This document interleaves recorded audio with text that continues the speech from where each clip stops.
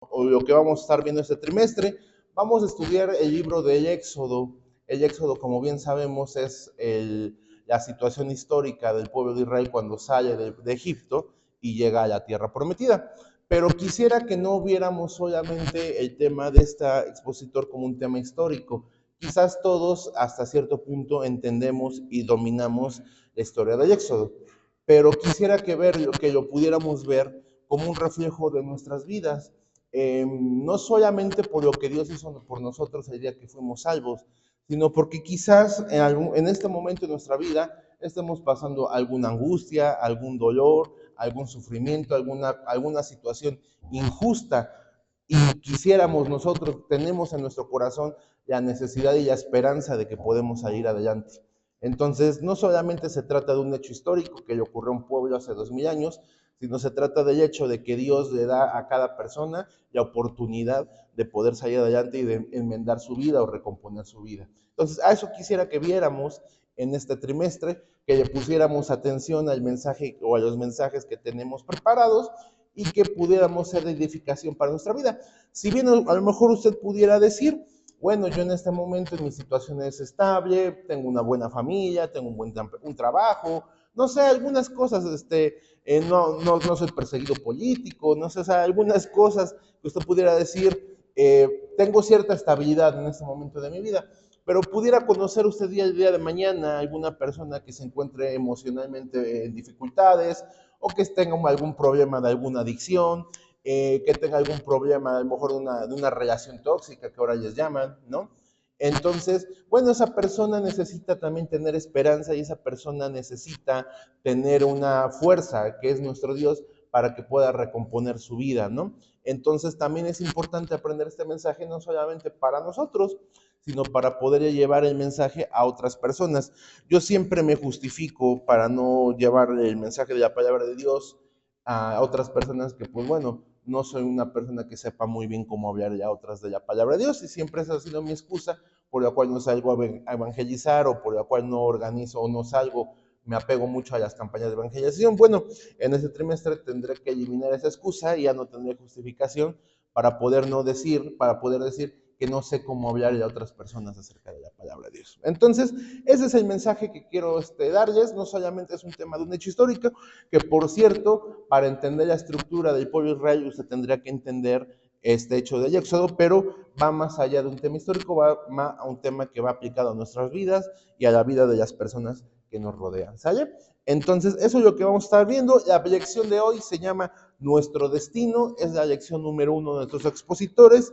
Si usted no tiene expositor por cualquier situación, no se preocupe. La lección está basada en el libro del Éxodo, capítulo 1, versículos del 8 al 10 y los versículos del 15 al 22. Se llama así Nuestro Destino. Es la lección del día de hoy. Quizás usted pudiera pensar que dice, bueno, nuestro destino es la tierra prometida. Y sí, es la tierra prometida para aquellas personas que creen en Cristo Jesús. Pero conforme nos vayamos adentrando en la lección, se va a dar cuenta que o a lo que se refiere a la elección como nuestro destino, no es tan cercano a eso, sino todo lo contrario. A lo que voy con esto es que vamos a irnos adentrando y vamos a ver cuál es el destino de las personas que no confían en nuestro Dios, ¿sale? Que ese es el destino, pues, de toda la humanidad que deja y que rechaza a nuestro Dios, ¿sale? El texto clave viene aquí, no, como tal no tenemos un texto clave, en esta lección no nos viene marcado, no importa. Les invito pues, antes de que entremos en materia de nuestra lección, que busquemos el texto clave, Romanos 5:8, que de hecho fue el texto que recitó nuestra hermana Juanita hace unos momentos. Romanos 5:8, por favor, les invito a que lo busquemos y quisiera fijar ese como texto clave. Sí, lo que pasa es que viene una lección que le llaman en resumen, para que uno entienda la lección, ¿sí me explico? Y yo resumo en un versículo. Pero hay otras lecciones que viene ese resumen y aparte te dice, el texto clave es este, ¿no? Entonces eso no lo tiene, pero bueno, vamos a recitar 5:12, no pasa absolutamente nada, ¿sale? Dice, Romanos 5:12, lo tenemos hasta abajo en nuestro expositor, si no, está disponible en la pantalla, ¿sale? La palabra de Dios dice, por tanto, como el pecado entró en el mundo por un hombre y por el pecado la muerte, así la muerte pasó a todos los hombres por cuanto todos pecaron. Romanos 5:12. ¿Sale? Una última vez. Por tanto, como el pecado entró en el mundo por un hombre y por el pecado la muerte, así la muerte pasó a todos los hombres, por cuanto todos pecaron. Romanos 5:12. Ahora sí, vamos a basarnos a nuestra lección, a nuestro texto que vamos a leer en el libro de Éxodo. Por ello requiero que dos personas me apoyen a leer algunos versículos del libro de Éxodo, ¿sale? Vamos a buscar la cita que es Éxodo capítulo 1 y versículos que van del 8 al 22. Yo voy a leer los versículos 8, 9 y 10. Le voy a pedir a un hermano o hermana si me puede apoyar a leer los versículos 15, 16, 17 y 18. Y un último hermano o hermana si puede leer los versículos 19, 20, 21 y 22. ¿Sale? Éxodo capítulo 1, hermano Mario, y versículos que van del 8 al 22. ¿Sale? Entonces, si me acompañan a la lectura, comienzo yo y la palabra de Dios dice: entre tanto, se levantó sobre Egipto un nuevo rey que no conocía a José y dijo a su pueblo: he aquí, el pueblo de los hijos de Israel es mayor y más fuerte que nosotros. Ahora, pues, seamos sabios para con él, para que no se multiplique y acontezca que viniendo guerra, él también se una a nuestros enemigos y pelee contra nosotros y se vaya de la tierra. ¿Alguien puede ayudarme a leer los versículos del 15 al 18?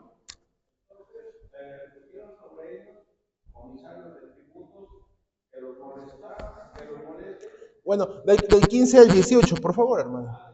Sí.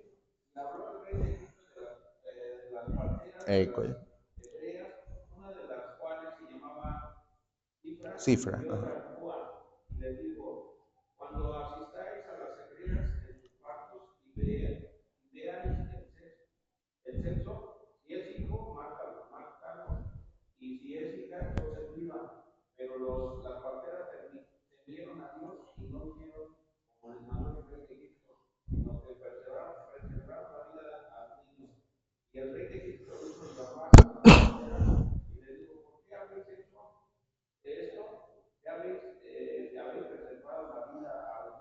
Muchas gracias, hermano.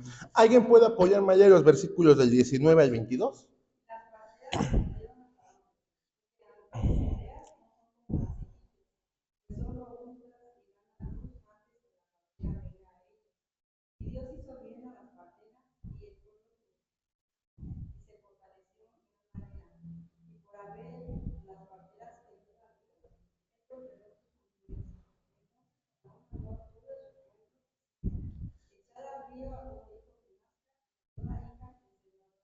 Muchas gracias, hermanos. Miren, tenemos el contexto de que el pueblo de Israel está habitando en Egipto. Los egipcios tienen miedo porque el pueblo de Israel está prosperando y desean librarse de ellos, ya sea a través de la servidumbre, ya sea a través del asesinato de sus varones o a través de ambas cosas. Entonces, tenemos al pueblo de Israel en Egipto, pero alguien entiende, o sea, reconocemos todo el contexto de cómo llegó Israel a Egipto. ¿Por qué tenemos esta escena? Adelante, hermano. Ok, perdón. Todos entendemos y sabemos por qué el pueblo de Israel llegó a Egipto, ¿sí sabemos? Bueno, el contexto para quien no lo sepa es, hace mucho tiempo, habían pasado 400 años de que el pueblo de Israel había llegado a Egipto a través de una familia, la familia de Israel. Israel, usted si lee el libro de Génesis, a partir del capítulo 12 encontrará la vida de la historia de Abraham, que es considerado el patriarca del pueblo de Israel, de su hijo, que fue Isaac, y de su nieto, que fue Jacob. Jacob precisamente fue un hombre que caminó con Dios, fue un hombre que a lo mejor fue un poco rebelde, no fue tan ortodoxo, tan plano en seguir las reglas de Dios, pero lo que sí siempre tuvo en su corazón fue un amor profundo y una confianza profunda a nuestro Dios. Ese hombre trabajó, si no me equivoco, 20 años con su suegro, por sus dos esposas y por ciertas riquezas que ella adquirió en ese tiempo, y después regresó a la tierra de su familia, pero nunca pudieron tomar posesión de esa tierra. Hubo una crisis, muy fuerte, una sequía, perdón, muy fuerte, y eso originó que él y su familia tuvieran que llegar a Egipto. Entre tanto esto pasaba, él tuvo 12 hijos, que son lo que conocemos como los 12 patriarcas, que son las tribus de cada una de las que conforman el pueblo de Israel. Uno de sus hijos, que se llamó José, que es el mismo que habla aquí en el texto bíblico, fue apartado por sus hermanos y fue vendido como esclavo a unos ismaelitas, que a su vez lo vendieron como esclavo a Egipto. Este joven, porque en realidad tenía 17 años cuando le acontece todo esto, llega a ser siervo de un hombre que se llama Potifar, que era el encargado de las cárceles de Faraón, perdón, que era un hombre importante. Este hombre, ¿cómo se llama? Lo mete a la cárcel porque José es acusado de que abusó de la mujer de este hombre. Este hombre lo mete a la cárcel y José, como mencionó nuestro hermano pastor hace unos minutos, pasó 13 años de su vida de desgracia en desgracia hasta que por fin no es que Dios se acordara de él, sino simplemente Dios estaba modelando su carácter y su vida para que él tomara posesión y se convirtiera en la segunda persona más importante de Egipto, únicamente después del faraón. Pero quizás si José no hubiera pasado todas esas adversidades, no hubiera estado preparado para poder dirigir de la manera en que dirigió el pueblo de Egipto. ¿Saben? Entonces, a eso se refiere a este José, que es aquel hombre que fue segundo de Faraón, que el Faraón llegó a tenerle gran estima y que incluso le dio una de sus hijas para que se casara con él. Bueno, pasaron 400 años de estos sucesos que estamos platicando y este Faraón que habla aquí en la Biblia ya no conocía o no se acordaba de la historia de José y de cómo el pueblo hebreo había servido de manera gentil al pueblo de Egipto. Ahora lo veían como rivales, los veían como una carga para su estado y decían, si se vuelven más fuertes o si se unen contra nuestros enemigos, tenemos el enemigo en casa y vamos a poder ser eliminados. Entonces, este es el contexto que tiene, ¿cómo se llama? El Éxodo. ¿Por qué? Porque los egipcios tenían miedo y todo fue un plan preparado de nuestro Dios para mostrar su poder y para mostrar su gloria, para poder sacar a su pueblo del lugar de donde estaban y llevarlo a vivir a la tierra prometida que Dios le había jurado a los patriarcas que les daría. ¿Sale? Entonces, este es el contexto de la lección que estamos viendo. ¿Sale? Muy bien. Vamos a iniciar entonces con lo que dice nuestra lección. Como les platicaba hace un momento, la lección no solamente quiero que la veamos por un tema histórico, sino porque quisiera que pudiéramos sembrar en nuestra vida, una victoria espiritual, aplicando los principios de lo que significa este pasaje bíblico. Miren, Dios en cada momento, en cada situación, nos enseña algo. Y, por ejemplo, si pudiéramos desmenuzar la situación, tenemos a un pueblo que es Egipto, tenemos a otro pueblo que son los hebreos, y tenemos un lugar donde ellos van a salir a caminar. Recordemos que cuando Dios por fin retira a su pueblo de Egipto, lo lleva a vivir al desierto. ¿Sí me explico? Y lo lleva a vivir al desierto porque ahí se congregarían para alabar a nuestro Dios y para después pasar a la tierra prometida. Por sucesos que después vamos a ir entendiendo muy a detalle, nos daremos cuenta que el pueblo de Israel falló en esa situación por no creer el pueblo de Dios, por no creer a nuestro Dios, y tuvo que vagar 40 años en el desierto. Pero bueno, podemos entender que Egipto, si lo vemos metafóricamente, es aquellas personas que viven una vida alejada de Dios. ¿Por qué? Porque viven esclavizadas por su pecado, viven esclavizados por sus problemas, viven esclavizados por sus dolores. El pueblo de Israel no es un pueblo gigante, puede ser cada uno de nosotros, una persona que está en ese conflicto entre escoger creer en Dios y poder salir adelante y ser salvado o quedarse en la misma situación en la que se encontraba, una situación de muerte, no solamente de muerte física, sino de muerte espiritual. ¿Sale?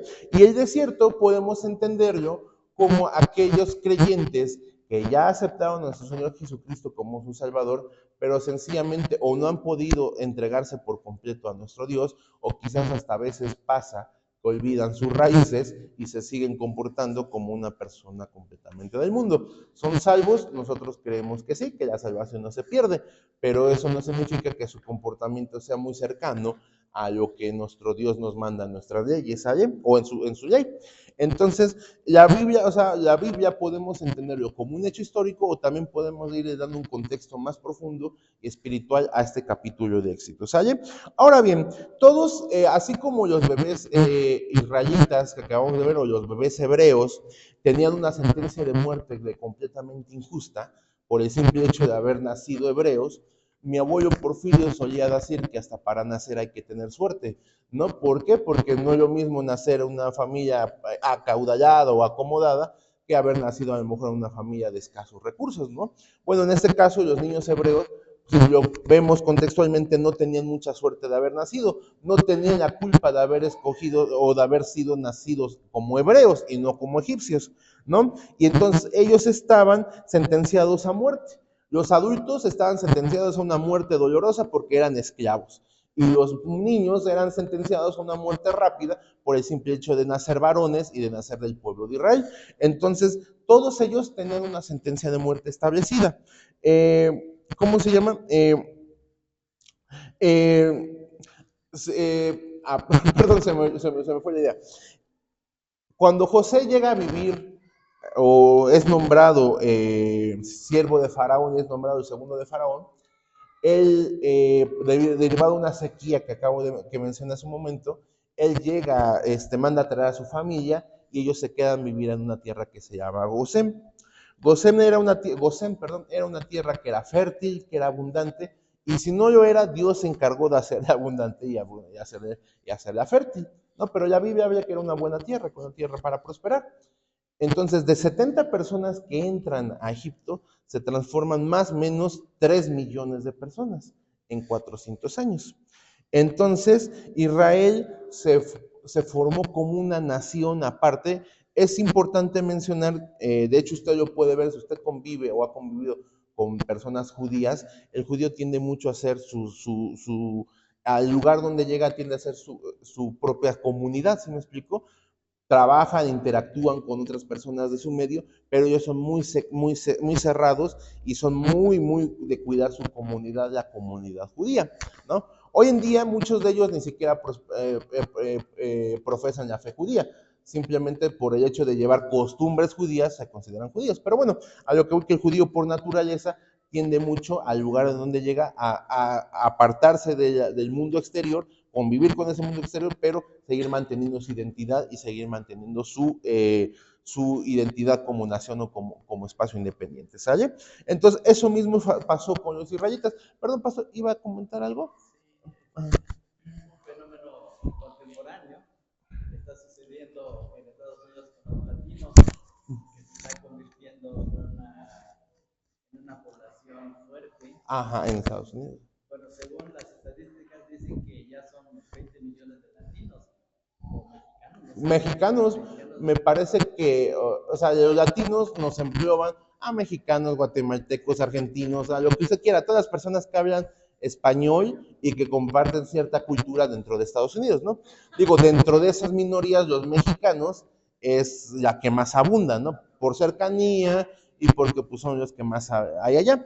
Pero se calcula que la primer minoría dentro de Estados Unidos, si consideramos que la raza negra es parte de la idiosincrasia y parte de la historia de Estados Unidos, o sea, que no es una minoría, la primera minoría serían los latinos y serían precisamente los mexicanos, ¿no?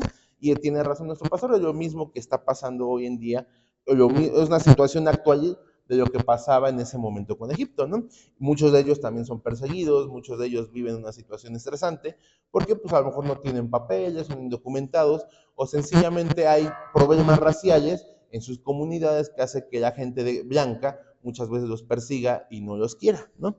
Algunos de ellos pues tampoco se comportan de manera muy agradable y pues es normal que no los quieran, pero bueno, son situaciones aisladas, la mayoría de ellos pues trabajan, son honestos y hacen crecer a sus comunidades a través de su esfuerzo y a través del trabajo que ellos brindan a otras personas, ¿no? Pero bueno, tiene razón el pastor, es un ejemplo actualizado, si yo quiere ver de la situación que vivió el pueblo de Israel hace más de 2000 años, ¿sale? Entonces, todo cambió cuando dice la Biblia en Éxodo 1:8 que se levantó en Egipto un rey que no conoció a José. Entonces, esto quiere decir que no sabía lo que José y el pueblo hebreo habían hecho por la prosperidad de Egipto en una situación tan agravante que fue aquella sequía que le costó la vida a muchas personas, excepto Egipto, porque fue administrado sabiamente por José y por su pueblo, ¿sale? Entonces decíamos que el pueblo de Israel había aumentado a más de 3 millones y que el pueblo egipcio tenía miedo de que se unieran contra ellos.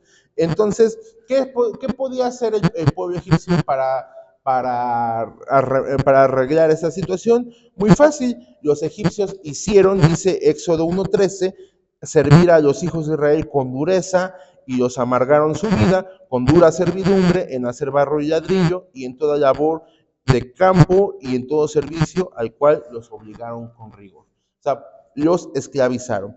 Este plan de reprimirlos no funciona y entonces se les ocurre la brillante idea de entonces extinguirlos, ¿no? ¿Y cómo los iban a extinguir? A través de matar a todos los niños varones. Manda llamar a las parteras hebreas y les da la orden de que si son hijos varones los que salgan, los que nazcan, perdón, entonces que estos sean exterminados. Sin embargo, las parteras hablan con Faraón, no porque le tuvieran miedo al Faraón, sino porque tenían miedo y respeto a lo que Dios mandaba, y les dicen, yo no puedo hacer nada porque cuando yo llego a un parto resulta que el niño ya nació, entonces aunque yo quisiera encargarme de él, pues yo no puedo hacer nada, ¿no? El niño ya nació, entonces pues, está con sus padres, pues no, que se lo quita a sus padres, ¿no? Entonces fue una buena excusa por la cual ellas dieron, y que además pues no era una excusa, era una realidad, por lo cual dice la palabra de Dios que ellas fueron bendecidas por haber respetado y tenido en claro los objetivos de nuestro Dios. Esto pasaje me recuerda el hecho de cuando el apóstol Pedro dice que es mejor servir a Dios que a los hombres, ¿no? ¿Por qué? Porque el rey le había dado instrucción a estas parteras de hacer algo inicuo, de hacer algo equivocado, y ellas eligieron escoger lo que es correcto, lo que es recto, y servir a Dios y a su pueblo en vez de andar siguiendo las órdenes de los hombres, ¿no? Miren, si lo vemos así, platicábamos que estos niños no tenían culpa de haber nacido en esa situación de ser hebreos, y eso es lo mismo que le pasa a toda la humanidad. ¿A qué nos referimos? Bueno, toda la humanidad nace con algo que la Biblia llama pecado. ¿Se me explicó? El pecado no solamente es un hecho de tener una naturaleza tendiente a lo malo, sino que nos separa de Dios y hace que nuestro espíritu nazca a los ojos de Dios muerto. ¿Se me explicó? Entonces, ¿por qué refiero esto? Miren, si usted ve una planta, imagínense cualquier planta, un árbol, una macetita, lo que se quiera, ellas tienen un cuerpo físico. ¿Me explico? O sea, usted la puede tocar, la puede manipular y esa planta hasta en cierta medida interactúa con su entorno a través de su cuerpo. Pero no tiene más allá, no tiene deseo, no tiene voluntad, no tiene nada, simplemente es una planta que es mecida por el viento y si se dan las condiciones externas y ajenas a ella, ella puede crecer, pero no tiene ningún tipo de voluntad, hasta donde entendemos.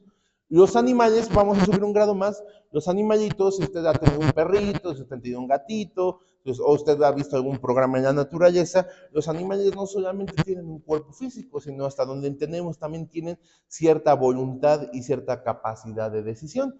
Por ejemplo, yo a mi perro, si lo estoy molestando, me muerde, ¿sí me explico? O si no le doy de comer, me va y me reclama y me pide comida, ¿no? Algunas veces me pide que lo saque el sol y abro la puerta, algunas veces que llueve se quiere meter, o sea, a pesar de que no es un ser tan consciente de sí mismo, sí tiene cierta voluntad, cierto deseo. Hay veces cuando hay lluvia y hay truenos, tiene miedo, es decir, tiene ciertos sentimientos, ¿sí me explico? Cuando me ve, me mueve la cola porque está feliz. Entonces, un perro tiene o un animal tiene cierta voluntad y tiene un cuerpo físico con lo que interactúa también con uno, ¿no? Pero solamente los humanos tenemos espíritu. Y ese espíritu es lo que nos da la capacidad de relacionarnos con Dios. Los animales caminan por instinto, los hombres tenemos reglas y moral que Dios nos ha sembrado primeramente en nuestro corazón y a través de su palabra. Y solamente los humanos, usted nunca va a ver un perro orando, nunca va a ver una planta orando, porque ellos no conocen de la presencia de nuestro Dios. Solamente nosotros somos aquellos que podemos entender a nuestro Dios o que podemos hablar con nuestro Dios, porque no solamente tenemos cuerpo, no solamente tenemos alma o voluntad, tenemos un espíritu. ¿Se me explicó? ¿Y por qué digo esto? Porque si lo vemos ante los ojos de Dios, los hombres nacen con un espíritu apagado. Y eso se llama eso es así a través del pecado. No es nuestra culpa, hasta cierto punto no. ¿Por qué? Porque nosotros heredamos esta condición del primer hombre, que fue Adán, quien desobedeció junto con su esposa, junto con Eva, desobedecieron a nuestro Dios y fueron expulsados del pueblo, del jardín del Edén. Y el Edén no solamente es un lugar, sino fueron expulsados de la presencia de Dios, ¿sí me explico? Y fueron expulsados a la tierra, ¿sale? Entonces, esto lo puede ver usted en Génesis 2, 16 y 17, lo leo yo muy rápido para que usted no lo busque. Dice, primero da el mandamiento que le da Dios a Adán y cómo después ellos lo violan. ¿Sale? Dice, de todo árbol del huerto podrás comer, mas del árbol de la ciencia del bien y del mal no comerás, porque el día que de él comieres ciertamente morirás. Esa es la advertencia que Dios le da, pero dice, entonces la serpiente dijo a la mujer, no moriréis, sino que sabe Dios que el día que comáis, perdón, la serpiente dijo a la mujer, no moriréis, sino que sabe Dios que el día que comáis de él, serán abiertos vuestros ojos y seréis como Dios, sabiendo el bien y el mal. ¿Sale? Génesis 3, versículos 4 y 5. Una pregunta. ¿Por qué Dios, cuando la serpiente le dice, bueno, Dios primero le dice a la mujer, moriréis, después la serpiente le dice, no moriréis, pareciera que tuviera la razón la serpiente, porque ellos comen el fruto y no murieron inmediatamente. ¿A qué se refería? O sea, cuando Dios les dice, moriréis, ¿a qué se refería? O sea, ¿qué podemos interpretar de esta situación? O sea, porque no mordieron y pum, se desvanecieron, ¿no? Sino que siguieron vivos. Adelante, hermano.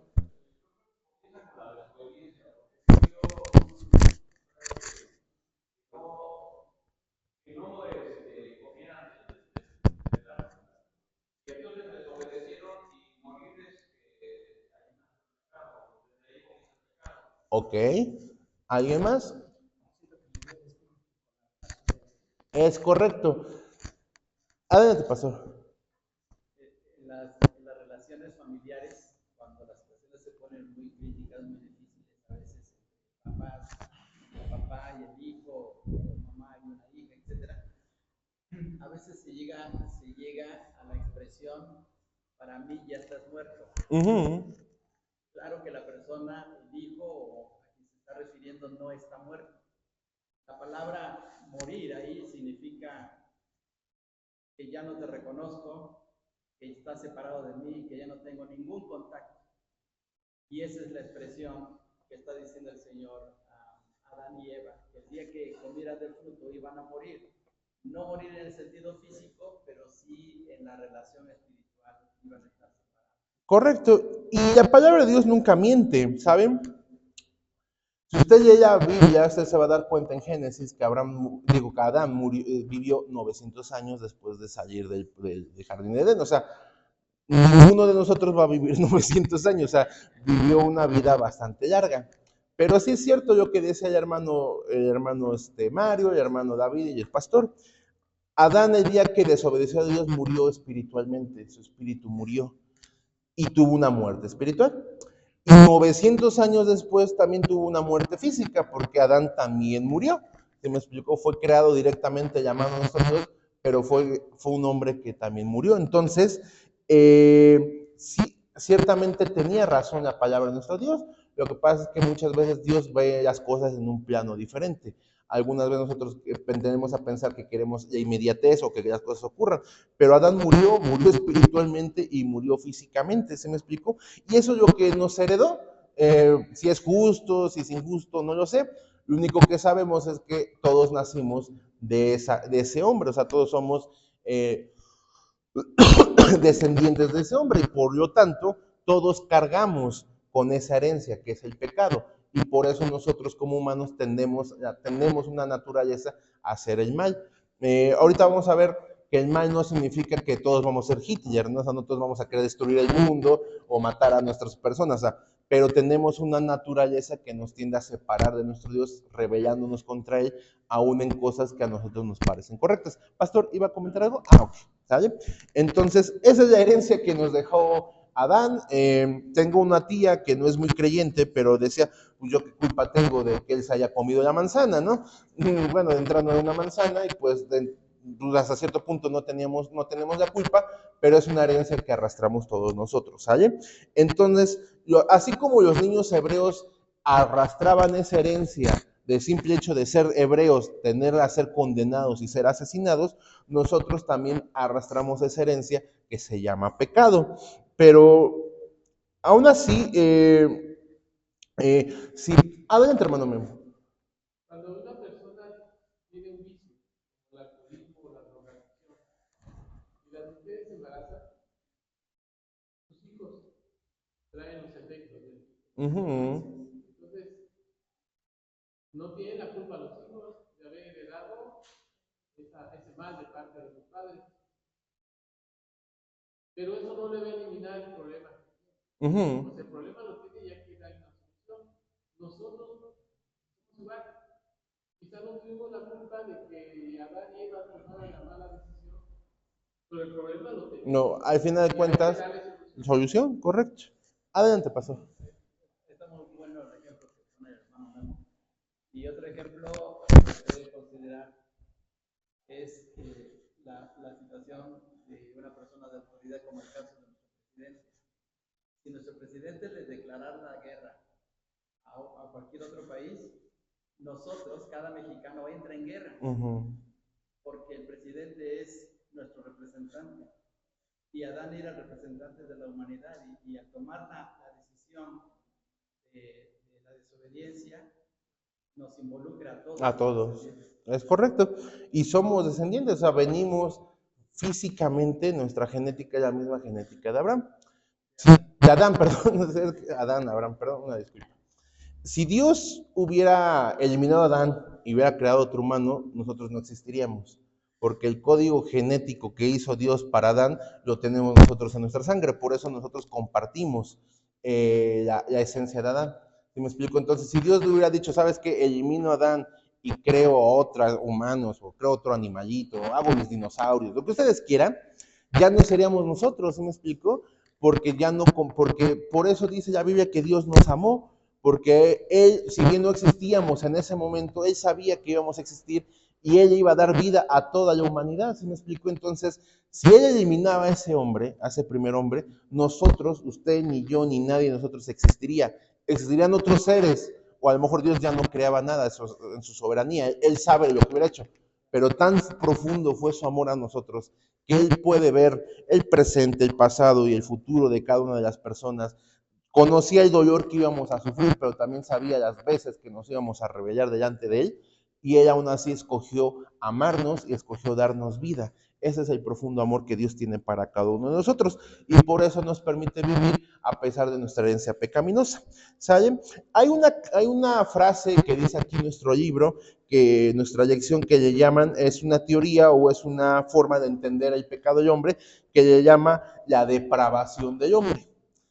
Uno tiende a decir, o sea, cuando yo leí esto dije, depravación, ¿no? Uno tiende a pensar que es una palabra muy fuerte. Y bueno, y sí lo es, o sea, depravación significa desvío, significa corromper lo que es correcto, lo que moralmente es aceptable por seguir normas o costumbres que no son comunes, ¿sí me explico? Entonces, sí es una palabra fuerte, pero a lo mejor si yo le digo a usted, de acuerdo a este libro, usted es un depravado o yo soy un depravado, a lo mejor se pararía y me golpearía con esta razón, ¿no? Porque o sea, yo no soy un depravado. Uno tiende a pensar nada más en cuestiones de índole sexual o de índole carnal, pero la depravación va más allá de eso. Cuando usted desobedece a Dios, usted está desviando la norma de Dios. Cuando yo ahorita, si yo ahorita me parara y le dijera algo que va en contra o que no es de acuerdo a la palabra de Dios, también estaría siendo un depravado porque estoy desviando la palabra de Dios a lo que es correcto. Entonces, no solamente significa un hecho de una índole carnal, sino significa muchas cosas. Y entonces la Biblia explica que todos los hombres, o el libro, la lección explica que a través de la depravación del hombre, que todos los hombres tendemos a torcer las leyes y la moral que nuestro Dios nos da. ¿Significa que que todos los hombres somos, o todas las mujeres somos igual de depravados que ciertas personas que cometen actos abominables? No, o sea, la verdad es que no. La mayoría de nosotros no llega a cometer la cantidad y la posibilidad de pecados tan fuertes que uno puede cometer en ciertas situaciones de su vida. ¿Se me explicó? Pero el simple hecho de desviarnos de la voluntad de Dios, de no obedecerlos y de rebellarnos ante los mandamientos que Dios nos da o ante la que nuestros padres o nuestros superiores nos dan, eso es chistoso porque nos convierte ante los ojos de Dios en depravados. ¿Sí me explico? Y todos los hombres, en cierta medida, somos depravados. Quizá los bebés, cuando ellos nacen, ellos no tienen cierta conciencia de lo que es bueno o lo que es malo, entonces ellos hasta cierto punto actúan por instinto. Recuerdo alguna vez leer a algún pastor que decía que su hijo era un pequeño pecador porque si bien él no estaba consciente de lo que estaba haciendo, cuando le daba de comer y volteaba el plato y él le pegaba, el niño se le quedaba viendo como retándolo, ¿no? Decía, y él no lo sabía, pero él era ya un pequeño pecador porque se estaba rebelando contra mi autoridad, ¿no? Él lo hacía quizás por instinto, lo hacía por inercia o por el simple hecho de defenderse, ¿no? Pero un bebé trae en su genética el hecho de la rebeldía y trae el hecho de ser un pecador. La única diferencia es que ellos hasta cierto punto, hasta que una persona empiece a entender lo que es ético y moralmente correcto, es cuando se vuelve responsable de sus actos y entonces es responsable delante de Dios de aceptar a nuestro Señor Jesucristo como Salvador. Por eso los bebés nosotros creemos que no van al infierno directamente, sería algo muy injusto. Ellos no tienen dominancia, no tienen conciencia de lo que es bueno o lo que es malo, pero el hecho de que algún día, en algún punto, en algún lugar, ellos se van a volver moralmente responsables de sus actos, entonces en ese momento, si lo quieren ver así, se convierten en adultos y entonces ahora sí son responsables de los actos que ellos hagan delante de Dios, ¿sale? Entonces, la debilidad de nuestra carne, hermanos, nos lleva a una muerte física. Es decir, aunque usted no pecara, su carne tarde o temprano va a envejecer, porque es parte de la naturaleza que Dios nos dio y de la herencia que tenemos de Adán. Y la debilidad de nuestro espíritu nos lleva pues a una muerte espiritual. Todos nacemos, decía yo, una forma sencilla de verlo es que todos nacemos con un espíritu apagado. Si bien todos tenemos la semilla de nuestro espíritu en nuestro corazón, nacemos con el espíritu apagado. ¿Por qué? Porque el hombre y Dios están separados por el pecado, que es lo que acabamos de platicar. Cuando uno acepta a nuestro Señor Jesucristo como su Salvador, ese espíritu renace y ese espíritu vuelve a tomar vida y queda sellado a través de lo que nosotros conocemos como el Espíritu Santo, que es la tercera persona de nuestro Dios, que mora en nuestros corazones y es quien nos guía y es quien nos da vida, ¿me explico? A través de la muerte que nosotros tenemos. Pero si bien todas las personas vamos a pasar por una muerte física, ese es un hecho. Pero ya como hemos entendido a lo largo de todas estas clases y a lo largo de tantos años que nos ha repetido el pastor, la muerte no es la muerte física, la muerte es la separación de Dios con respecto al espíritu de cada hombre, ¿sale? Entonces, hasta aquí tenemos alguna duda, hasta aquí hay algún comentario, algo que no entendamos. Adelante, hermano. Estaba viendo que las parteras, según entiendo lo que leí, eran de origen egipcio, porque se refieren a las mujeres hebreas. Las parteras no eran las hebreas, no eran hebreas, sino eran egipcias. Sí, que trabajaban para los hebreos, bueno, ayuda. Que no comparten la fe de los hebreos, sin embargo, actuaban a favor del pueblo. Y aún Dios no se olvidó de ellas, dice que las consideró. Actualmente, la gente que no comparte nuestra fe, pero que está a favor de Dios, también recibe de Dios las bendiciones. Ok, miren, muchas gracias, hermano. Entonces, hay otro tema. Usted y yo cargamos algo que se llama pecado. Decíamos, cuando somos niños, hasta cierto punto no es nuestra culpa pecar porque no tenemos una capacidad de distinguir moralmente lo que es correcto. Pero una vez que nos volvemos adultos o que tomamos cierta conciencia, no solamente adultos, quizás cuando usted empieza a entender las reglas de la vida, usted se vuelve responsable de sí mismo. Pero no solamente es usted responsable de sí mismo, sino que usted no puede escapar de esta situación. Ni usted, ni yo, ni nadie que conozcamos puede escapar. Así de la misma manera, como los niños egipcios tenían la sentencia de muerte, si por ahí alguno llegara a sobrevivir porque quizás no lo mataron, lo confundieron con una niña, qué sé yo, nació en el monte, lo que ustedes quieran, pues estaba condenado a crecer como adulto y a ser esclavizado. Entonces ellos no podían liberarse de la cadena o del peso que ellos tenían. Entonces nosotros como humanos tampoco podemos liberarnos del pecado. ¿Por qué digo esto? A veces tendemos a pensar que con buenas obras nosotros podemos liberarnos de la capacidad del pecado, ¿no? Y tendemos a decir, bueno, tal vez he fallado en esto, tal vez he sido grosero con mi papá, pero ¿cómo ayudo a las personas de la calle? Entonces eso compensa 10,000 veces el que yo sea grosero y no llame a mi papá en 20 años, ¿no? Por decir algo, ¿no? O a lo mejor soy muy grosero con mi esposa, con mis hijos, pero miren que doy unos buenos discursos en la calle y animo a cualquier persona que va en el metro. Entonces eso compensa. Bueno, ni nuestras buenas obras compensan o nos pueden librar nuestro pecado. Una pregunta, ¿por qué las buenas personas van al infierno? O sea, todos conocemos una buena persona, ¿no? O sea, yo puedo decir, el señor de enfrente, no sé muy bien en qué crea, pero es una buena persona. A mis ojos, a mi entender, es un buen hombre, no es un ejemplo de una vida. ¿Las buenas personas van al infierno? ¿Y por qué van al infierno entonces? ¿Por qué creen que van al infierno? Es hasta cierto punto injusto, ¿no? Ajá. ¿Por qué, perdón, hermana? Ok.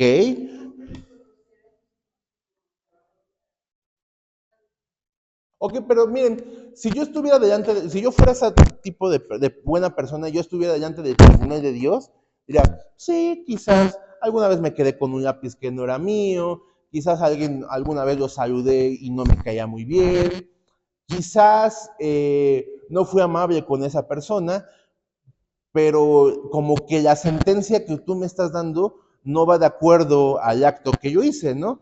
Es como si yo robo un bolillo y me meten en la cárcel 30 años, como que la sentencia no va de acuerdo al acto. Adelante, pastor. Las obras no resuelven el problema. Ese es el asunto fundamental. Es como si yo me estuviera tomando un tecito de manzanilla si tuviera cáncer.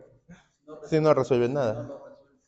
Puedo hacer muchas obras, pero mi naturaleza pecaminosa nadie la puede quitar. Ok. Pero imagínense, vamos a agregar un grado de dificultad más.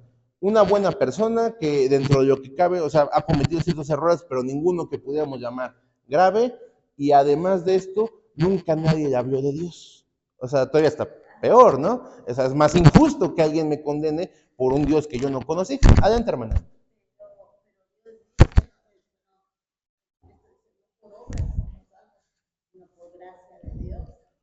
Ok. Nosotros tenemos primero que nada reconocer a Cristo como saber que Cristo es el único que nos puede llevar a la salvación. Entonces, por muy buenas obras que hagamos, eso no quiere decir que seamos salvos. Ok. Adelante, hermano. Él habló de Dios, pero Dios le habló. Ok. Ok. Pero imagínense que viviera en la isla más allá del mundo donde no llegó ningún misionero, ¿no? O sea, yo vuelvo a lo mismo. Si yo me presentara delante de Dios en esa situación, diría, Dios, hoy te conozco, no sabía que existías, pero bueno, sí reconozco que no, perfecto, no he sido, ¿no? Pero dentro de lo que cabe puedo considerarme un buen humano, ¿no? Ahora tú me dices que voy a pasar la eternidad del infierno por el simple hecho de no haber creído en ti, ¿se me explicó? O sea, a mi entender, la sentencia es un poco injusta de acuerdo a mi acto cometido. Adelante, pastor. Podría ser esa posibilidad. Ajá, digo, es un escenario hipotético, ¿no? Es una hipótesis que sí podría darse. O sea, es una hipótesis. Ajá. La realidad es no funciona. ¿Por qué? ¿Por qué no funciona? Porque Dios ha establecido formas de revelación de parte de Él. Correcto. Dios se revela a través de la creación. Dios se revela a través de la conciencia humana, en donde ha establecido su ley, que aunque una persona pueda vivir en lo más lejano del mundo, su propia conciencia le está hablando a su corazón, por decir así. Entonces, si hubiera la posibilidad, si la hipótesis fuera de que nadie le hablara a una persona de Dios, ni Dios mismo, entonces en ese sentido Dios sería injusto. Justo es a lo que voy. Nadie puede decir, los buenos hombres se van al infierno por la sencilla razón de que ese hombre, cuando usted decide no creer en Dios, usted se está rebelando contra Dios, contra su creador. Simplemente usted le está diciendo, no te necesito, te quiero fuera de mi vida. Uno tiene que entender que usted ni yo somos dueños de nada, no somos dueños ni de nuestra propia vida, no tenemos seguridad si vamos a estar vivos en 1 hora, en 2 o el día de mañana. Entonces, por lo tanto, ni nuestra propia vida nos pertenece. Entonces, cuando usted agarra y dice, no creo en Dios, simplemente le está diciendo no te necesito en mi vida. Quizás no te reconozco como mi creador, no te reconozco como un ser superior y no te reconozco como el ser que puede ayudar a desarrollarme y alcanzar el potencial por el cual he estado en la vida. Entonces, el simple hecho de que usted no acepte a Dios y las buenas personas no acepten a Dios es una rebelión contra Dios. Y el segundo punto es lo que mencionaba el pastor. Aún el hombre más apartado en la tierra, el que nunca haya escuchado de Dios, la Biblia habla, el apóstol Pablo lo menciona, que hay 2 cosas que lo condenan: su propia conciencia y la misma creación. Usted no puede ser explicado por otra cosa que más que por la voluntad de un creador. ¿Por qué? ¿A qué me refiero? Si usted barre aquí la iglesia, junta polvo, y ese polvo, si usted se lo examina de qué está compuesto, carbono, nitrógeno, oxígeno, azufre, no es muy diferente de los componentes que usted tiene en su cuerpo. Voy un segundito. Pero la única diferencia es que ese polvo no tiene vida y usted, que también está hecho de polvo, sí tiene vida. Eso no es coincidencia, es realidad y es voluntad de un creador. Adelante, hermano.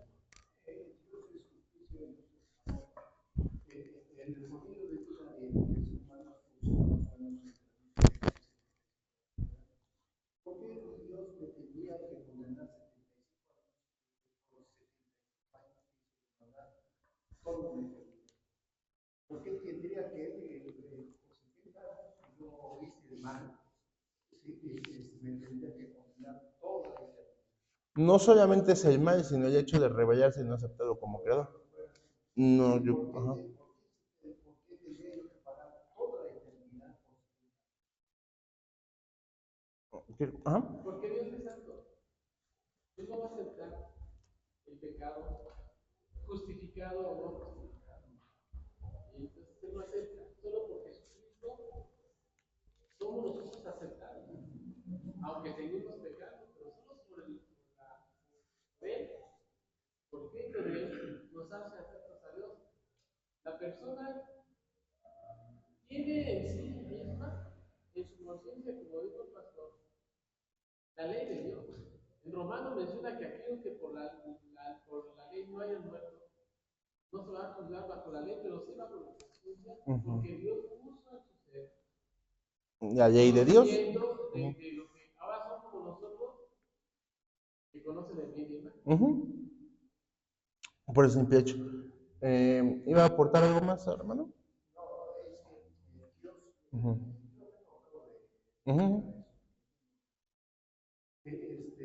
Dios es amor, Dios amor.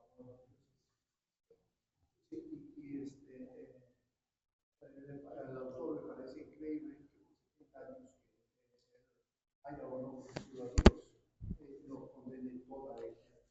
Mire, algo que yo quiero. Mira, de entrada, quizás mi respuesta no satisfaga todas las preguntas, porque no soy dueño de la verdad, ¿no? Pero algo que sí entiendo es que Dios nos enseña que no solamente tenemos una vida física, sino una vida espiritual. Algo que enseña la Biblia, es que el espíritu no muere. ¿Sí me explico? El espíritu es eterno, una vez que es formado es eterno. Entonces Dios nos trae de ese mundo por su amor y nos da la oportunidad de vivir y desarrollarnos. pero también nos da la oportunidad de escogerlo o no como su creador, ¿sí me explico? Pero es la única oportunidad que tenemos.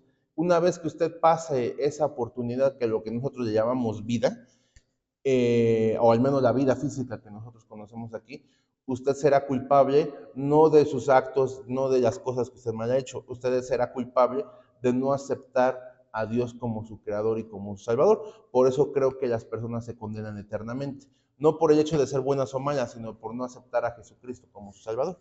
Adelante, hermano. Estoy de acuerdo con lo que acaba de decir. El Señor Jesús dice en Juan 3:17, el que no cree ya ha sido condenado porque no ha creído en el Hijo de Dios. Dios solamente declara la sentencia en base a la actitud negativa que tiene el hombre hacia él.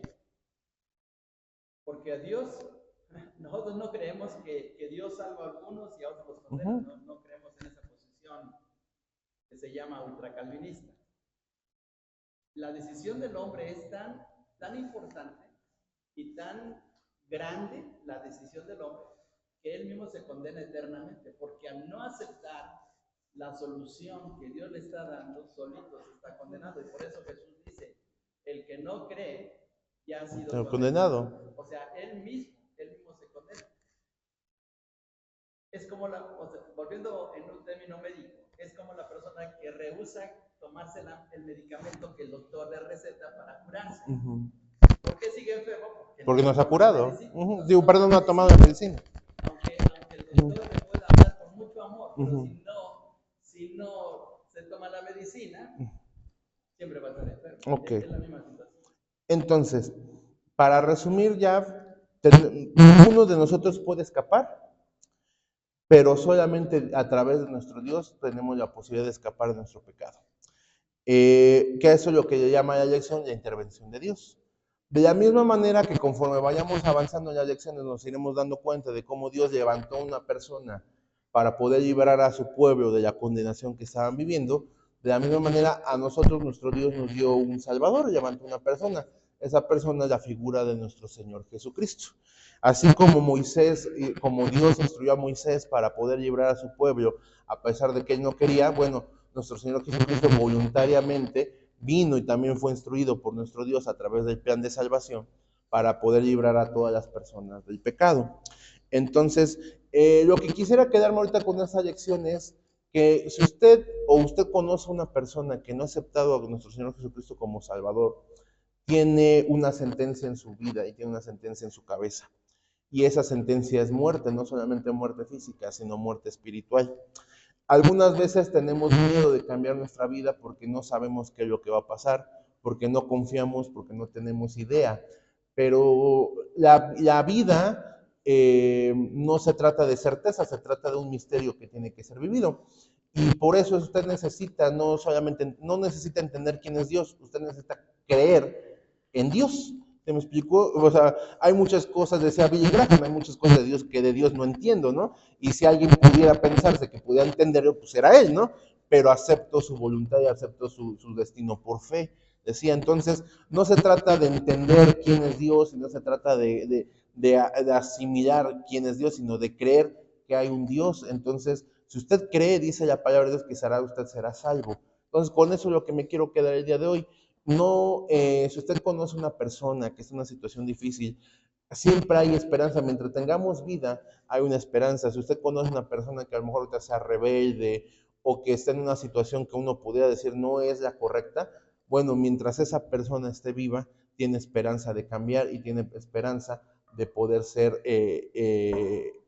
transformada por nuestro Dios. Si usted está pasando un momento difícil, usted está pasando una situación agónica que a lo mejor no se la comparte a nadie porque es muy personal y quizás usted sienta que nadie lo puede entender, bueno, no se preocupe, hay una persona que sí lo entiende y ponga su fe y su esperanza en él, que él a su tiempo y de su forma lo librará o librará a esa persona que usted tanto ama, ¿no? Pero entonces, a lo que me refiero es, con eso quiero quedarme, si usted no está en hay dos caminos, si usted o está dentro o está fuera, no hay más, ¿no? Y usted necesita, nosotros necesitamos y las personas necesitan escuchar el mensaje de salvación que Dios nos da a cada uno de nosotros, ¿no? Eso sería la primera lección de nuestro perdón, de nuestro expositor.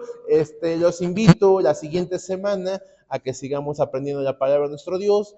Vienen otros capítulos que son muy buenos, que son importantes, pero yo invito a que lea esta semana el libro de Éxodo, pero no solamente léalo como un hecho histórico, que de por sí es bello, léalo como usted que puede aplicar de su vida, de la situación que está pasando o que vivió el pueblo de Israel, ¿sale? Entonces, hasta aquí lo dejamos. ¿Hay alguna duda, algún comentario, algún aspecto que quisiera compartir? Si no es así, que Dios les bendiga y muchas gracias. Que tengan una excelente tarde. Día, perdón. Bueno, gracias a Dios por esta lección, muchas enseñanzas. Quédate. La palabra del Señor, y pues vamos a aprovechar ese marco. Queremos invitar todos los domingos a las 10 de la mañana para aprender más.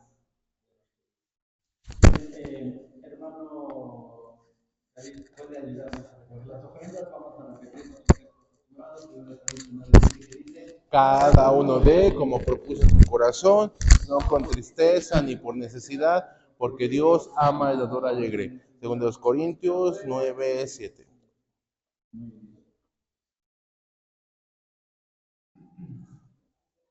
Mientras nuestro hermano David va recogiendo las ofrendas, les invito a abrir sus solitarios. Vamos a tomar un canto. Y vamos a el número 59. Quédate. Por la batalla Jesús nos dio. Número 59.